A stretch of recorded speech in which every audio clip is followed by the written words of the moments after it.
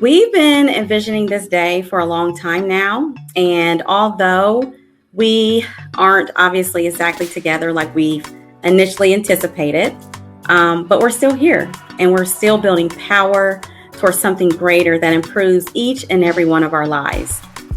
Of course, we thought the summit would look a lot different than it does right now. We'd love to be in person with all of you, especially in a time that feels like things are moving too fast to stop and hold space for all the grief and terror 2020 has brought us. When we find solace in communities like this, right here, right now, tonight, our chosen families, it's a radical decision to choose to have a future, to carve out space for ourselves that previously did not exist.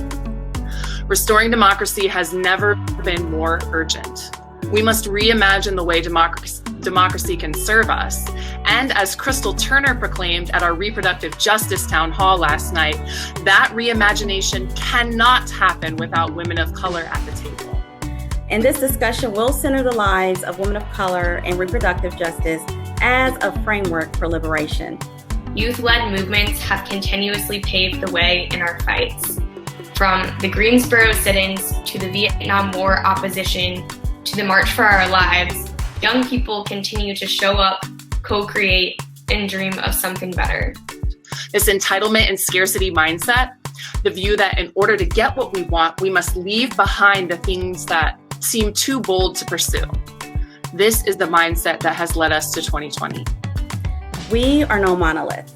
All of these issues that impact our inherent rights to live healthy, sustainable lives, to survive and carry ancestral legacies filled with vision and love and traditions, and to live free from distortion and harm from the state, all of these rights are reproductive rights. I'm 23 years old and I'm scared. That is not something we're supposed to admit often, at least not publicly.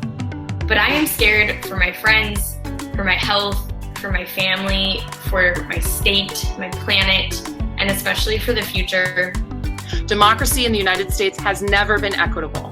While voting is essential to ending structural racism and dismantling oppressive structures, voting is only one tool for social change and not an end goal. Voting is not enough, and the fight for change will not end with this election. But we're here today to center the totality of women femmes because you matter. Your joy matters. We must pursue a more just and equitable society through an intersectional lens that centers the leadership and demands of women of color, especially our queer and trans sisters. While we exist in one reality, we dream of another, and we promise ourselves something better.